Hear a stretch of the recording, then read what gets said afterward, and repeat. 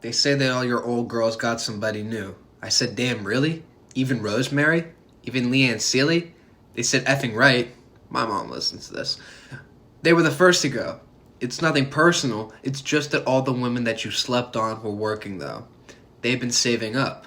New people came around that they've been waking up with. Son of a bitch! I've never read something that is more close to my current relationship status. Welcome, everybody. This is Luke Papala broadcasting from a place that you don't know. And this is episode 5 of the Luke Papala Show. Welcome to the Down Bad Club.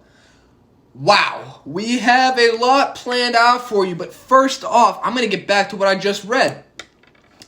That is perfectly explaining where I'm at right now in my relationship stage, right in my life. I am slowly creeping towards becoming a member of the Down Bad Club. I like to think that I coined that term. I mentioned this in the previous podcast featuring Ian O'Brien, episode 4 of the Luke Papala Show, where I say I'm not down bad yet, but slowly approaching. Well, it's still true to this day. Let me explain. So, the term down bad, it can mean a lot of things, right? It can mean something with gambling. It can mean something with, I don't even know. But it's pretty popular in terms of being related to relationship status. When somebody is down bad, they become very desperate for affection. And, I'm not there, but like I said, I'm slowly approaching. And they oftentimes fall into relations with somebody that they normally wouldn't fall into relations with, to put it clean. But that's not where I am. I am, like I said, I feel like I'm slowly approaching. I'm trying to stop myself from getting there. Let me explain. So, in terms of me being down bad, I'm not the person for relationships. Like I said before, in I believe episode 1 of my podcast, I'm single by choice.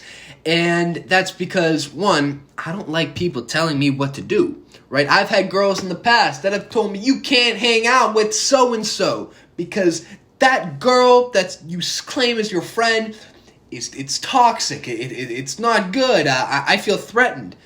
Why? We're just friends. You can't hang out with this person and this person and this person tonight. Why? Because I don't want you to, is the response that I would get. You can't post this on social media. Why? Because it makes me look bad and it means this and it's this and you can't do that. So no, I can't be in that scenario. I can't bring myself to be controlled. Even back when I was like 5, 6 years old and my parents would tell me, you can't do this, this, and this. And I would say, why? And they would say, because I said so. It just doesn't make any sense. I mean, I would do it because they're my parents, but still, you know what I mean? It's just not the ideal scenario for a human being. And it's just not my thing. So, getting back to that quote that I read, and that was from Drake's album Care Package, or Project Care Package.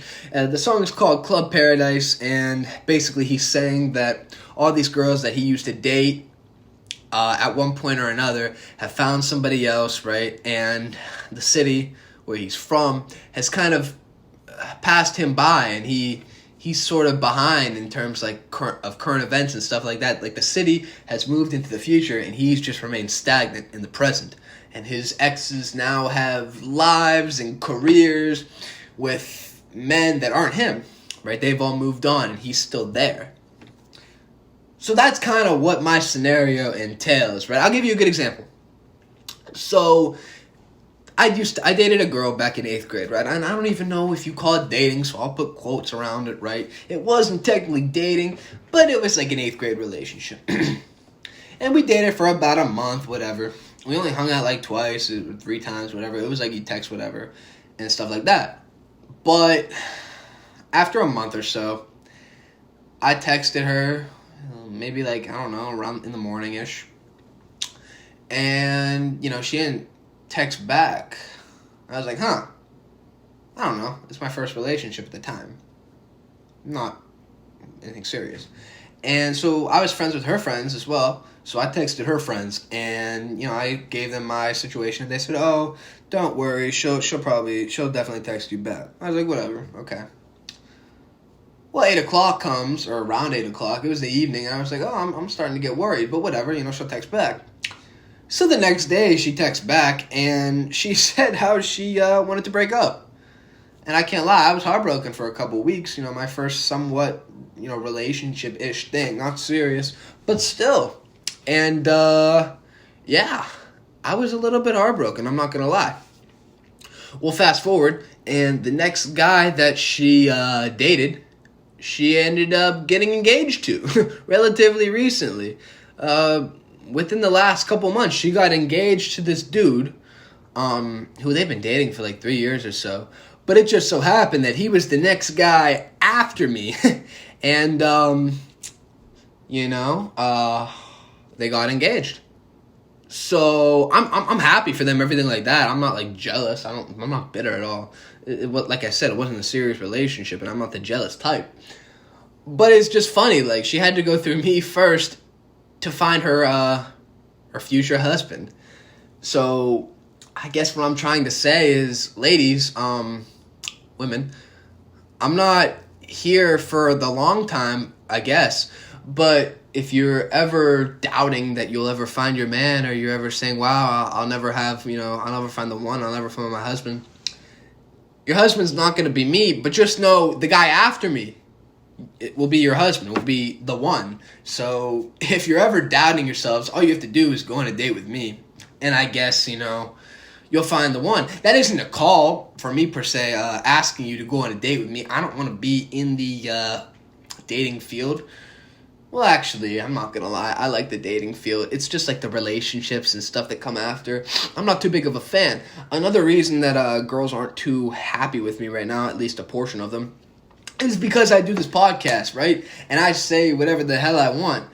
And also wanting to be a comedian one day or something like that, you typically get to say whatever the hell you want because you're trying to make people laugh, right? You're trying to get the laugh. And a lot of girls don't like that because it reflects negatively on them. And I understand it, but that's why I'm single by choice. Like, I choose this every day. I'm not trying to please a certain group of people, right? In this scenario, it would be girls, to entice them, right, to want to go out with me. I'm not doing that. I'm doing whatever the hell I want to do. And that's the best thing.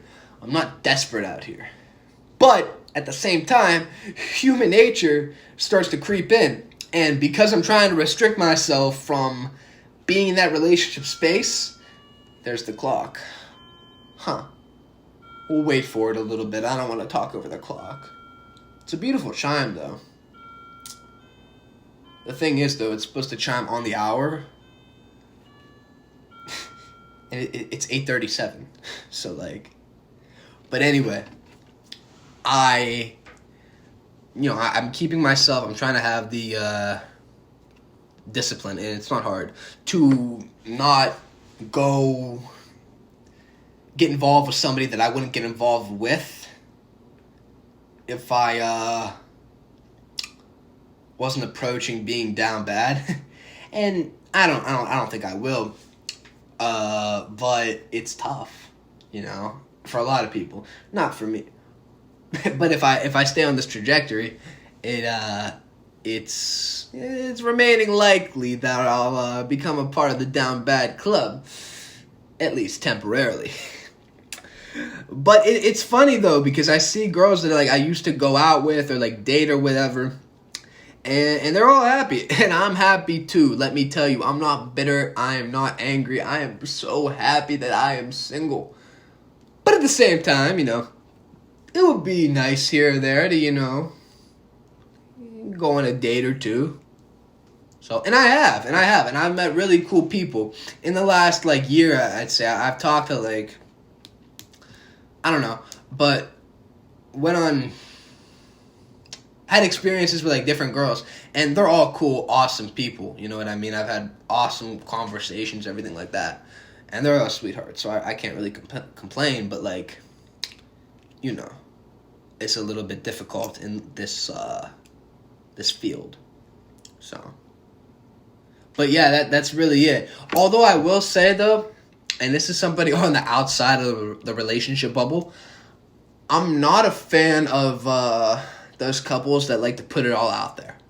What do you mean? Let me tell you what I mean. So, this was a couple days ago. It was last Thursday, and it had been awesome because I was just recently getting over the after effects of COVID, right? I had COVID, and I took all the precautions, right? I was safe as hell. You know me, come on now. Why wouldn't I? I love people. But I was just getting my taste and smell back, right? And I, for the first time, was able to experience pumpkin spice in the fall. Are you kidding me? I mean, talk about things that give you a boner. Pumpkin spice anything is right up on the list. You know what I mean?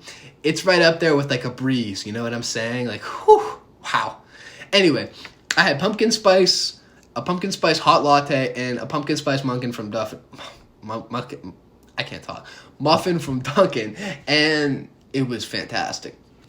I could taste it, everything like that. I went to class. It was a clear blue day, like 65, so it's jacket weather. You know what I was saying. I was locked in, right? Went to class. I only had one class. I got out a little bit early, and I didn't learn anything. I was on YouTube the whole time. Shit, I just broke my pen. Huh. Anyway, so I was just getting out of class, and I decided, you know what? Let me drive through Mill Creek Park. Let me explore. Let me see the sights on the way home. Let me really take in everything of fall, right? Really smell the roses, even though the roses weren't out. And of course, I saw everything. Drove 25 miles per hour, which was the speed limit because I am safe. But also, I got to experience everything, right? I saw the red, the orange, the yellow, the sort of faded green, even the brown leaves that nobody really cares for because they hit the ground. But it was so amazing. I had music turned down moderately low. But it was perfect. And then I got towards that silver bridge that everybody takes their senior pictures on, right? It's close to Lanterman's Mill. You got to get to you go to Lanterman's Mill if you're coming from, like, Youngstown, and you have to cross the bridge to get there from one route. And there was this couple, right? And it was a lady, I'd say they're in, like, their mid-30s, and it was this lady leaning over kind of like the banister, sort of, kind of just watching the stream that the bridge was over, kind of leaning on the banister, whatever. And then there was the guy behind her, and it kind of looked like he was, like, hugging her, whatever. And I'm driving closer, obviously, because you have to, right? There's no other road I could turn on, otherwise I would. And I'm going to be honest, it looked like the guy was, like, dry humping her. Like, blatantly. This dude was, like, trying to get it on in the middle of the park. And then I get closer. Right, obviously, I got to go over the bridge. And dude had his right hand almost full way down this chick's pants. And then the left hand is, like, grabbing her hair. And I get closer, and I see he's pulling on her hair and, like, dry humping the hell out of her, bro. I was like, what? I was completely shocked. Honestly, I was tempted to say something. Because there is no space, I do not care, in any public place to be doing that. Like, I had no clue that the leaves turned this dude on so much that he felt the need to just dry hump the hell out of this girl, right? In front of me! I'm not even 21! I'm not even legally old enough to drink! You know? It was disgusting, let me tell you. And so then there's another couple, I mean, they're mid-50s, I'd like to say, and they're walking over the bridge, right? On the opposite side. And when I saw this, my jaw dropped to the floor. And then when they saw it, their jaw dropped all the way to the river. That's how shocked they were. It was so embarrassing and disgusting to watch. These people weren't even attractive people. They were pretty ugly people. It's like you guys are adults. People that are 15 years old do this. You guys are grown-ass adults. Go to your home. Go home and do this. Nobody wants to see that. And then to top it off, I was so shocked and just flabbergasted, for lack of a better term, that I almost crashed into the tree that was right in front of the bend, right after the bridge, because I was just in shock. I didn't know what to do. It was terrible. It ruined my day. It ruined my day.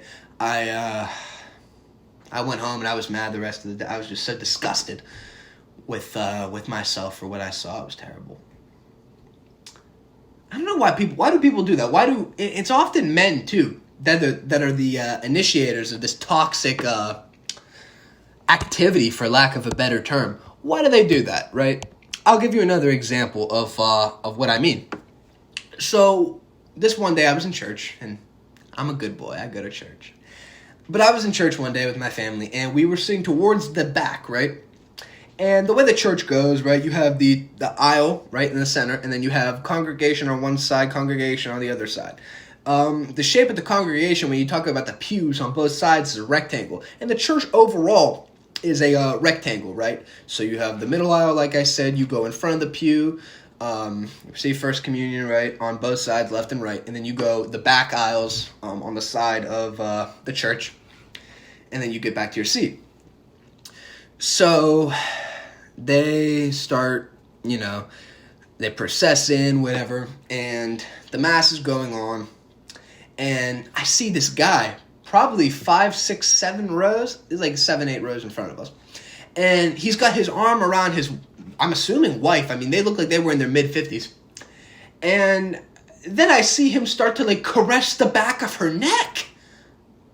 I was like, dude, I didn't know the gospel turned you on so much. My gosh, control yourself. Oh, it was so disgusting. What, in church? It was just the most bizarre thing, right? And like I said, these people are in their mid-50s. Unlike the younger couple that I came across in the park, this was even worse. It was right in front of everybody. Like, I'd like to say 150 people could have saw them from behind. It was awful. It made me feel very uncomfortable, right?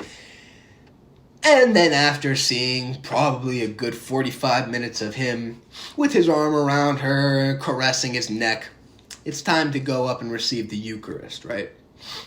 So they walk up, and right before he goes up, he gets out of the pew, and we're going to say this is his wife, just because, for hypothetical reasons, and he lets her go out first. What a gentleman, you would think. Maybe he's trying to make up for his despicable behavior. She receives the body of Christ, he receives the body of Christ, they make their right to go back to their seat in the pew. And there's nowhere else that you could go, right? You have to turn right again once you get to the end of the pew to go back to your seat, because if you go forward, you're going to run into the wall. This guy gets his left hand, puts it on her shoulder, right, and turns her down the aisle himself.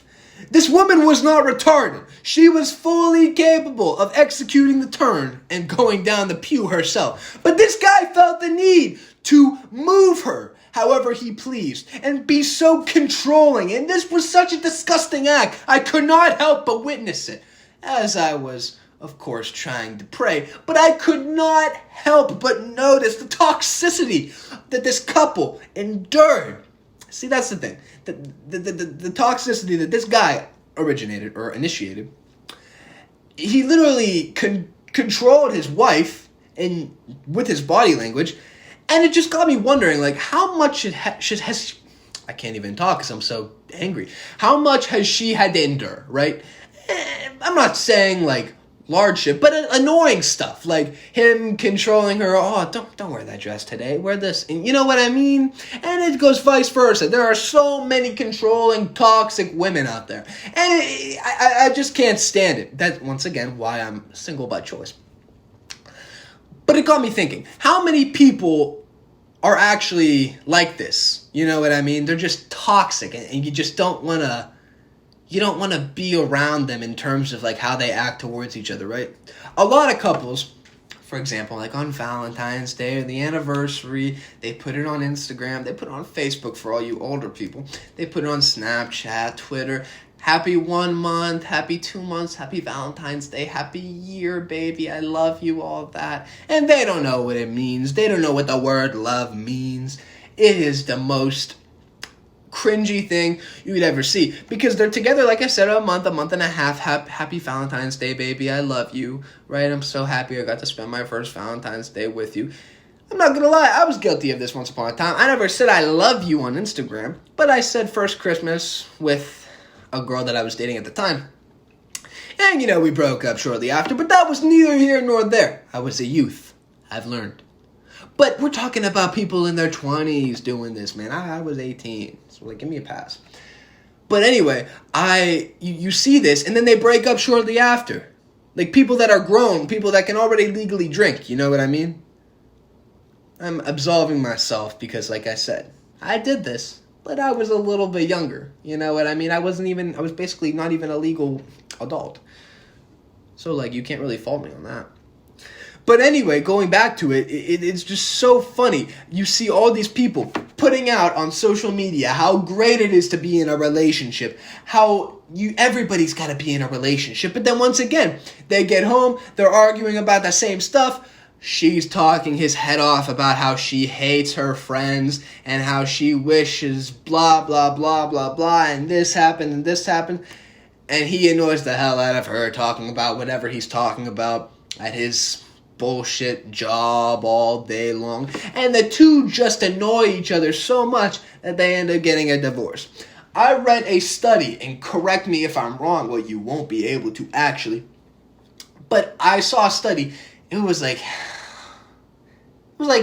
60% of people that get married. No, 60% of marriages end in a divorce. So you're telling me the other 40% are happy? No. Me personally, I just don't think that they have the balls to execute the divorce.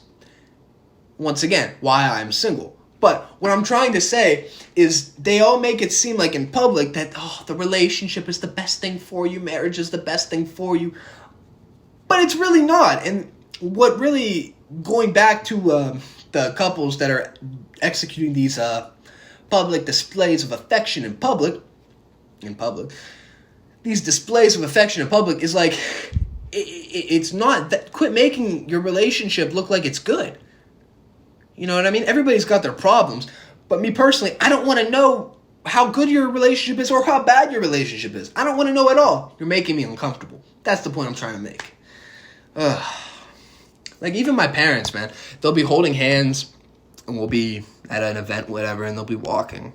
And I will go out of my way to get in between my parents and cut them off, right? Break the hand holding apart because it just disgusts the hell out of me. I'm telling you, it is not something that I'm very fond of. My head hurts. I'm going to talk about another subject. We're gonna segue here. Oh, jeez. So I had an awkward situation the other day.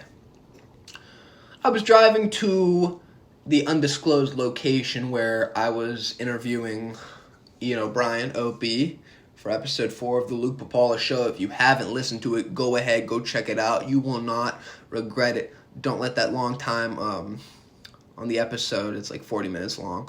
Don't let that discourage you from listening to it. You'll have a hell of a time. But anyway, I was driving, and on the way, I was driving through the hood. And when I drive through the hood, first of all, it was a particularly sunny day, right? 75 degrees. I had the windows down. Music was playing. I was enjoying myself. And when I roll through the hood, and it's a nice day, and I have the windows down, I don't want to come, how do I say this? I don't want to come and look like I'm soft. What do I mean? Well, if you're going to play music when you have the windows down in the hood, which I do, when the weather's nice, of course, I don't want to be soft, right? You're not playing soft R&B or love songs, right? You're not playing Ariana Grande, Taylor Swift. Some of Drake's catalog does this, right? You're not playing that soft stuff, you know what I mean? You're trying to play something hard with a good beat, something tough. Because me personally, what I care about a little bit when it comes to this is creating a tough persona so that people will respect me. Because, rightfully so. The hood is an impoverished area, and it's a tough place to grow up. And me being from the suburbs, I'm not tough at all. So you know what I mean? It all mixes in. And, I like to have something, like I said, with a hard beat going, something typically rap. Something that's brings on the persona of being tough, right? Whatever. And so that's what I was doing the other day, and rolling through the hood, had a song playing, had a nice beat. If you guys know 3500 by Travis Scott, that's what was playing. And my volume goes up to 40 in terms of like 0 to 40, the dial, and I had it on 35, okay? So it was loud, but it wasn't all the way loud. And windows were down, and I pull up to a red light, and it had just turned red. I was having a good day. It was yellow. I stopped at the yellow. That's how much of a good day I was having. I was in a fantastic mood. And, 3500 is playing, and then a black woman pulls up right next to me, and her windows are also down. The race is not significant usually, but in the scenario I'm about to describe to you, it was a tad bit important. So like I said, the song that was playing, and it was at 35 out of 40 in terms of the volume, was 3500 by Travis Scott. And I don't say the N-word, so I'm going to replace the N-word with the word people. And the hook was playing, and here's how the hook sounds. 30s in the city moving slow, 30, 3500 for the coat. Only real people keep you float. Only trill people I know. Only trill people I know. Only trill people I know. Only trill people I know. Only trill people I know. So you can imagine the amount of embarrassment that I felt at that time. And I was looking straight the whole time. I wasn't checking to see what this woman's opinion of me was. Obviously, she could hear. It was pretty loud, and her windows were down as well. Like I said, we were both at the light. She was right next to me. And I had three options. My first option, skip to the next song, right? That was option A. And risk looking like a wimp, right? Risk looking like a bitch, for lack of a better term. Option 2, or option B, was stand my ground, remain keeping that tough persona, right? And just keep my eyes forward until the light turned green, even though it would seem like a relatively long red light. Option 3 was to just simply run the red light out of shame and disgust for myself and save myself the embarrassment as well. Well, considering all my options, I chose option B, to stand my ground and not look like a bitch.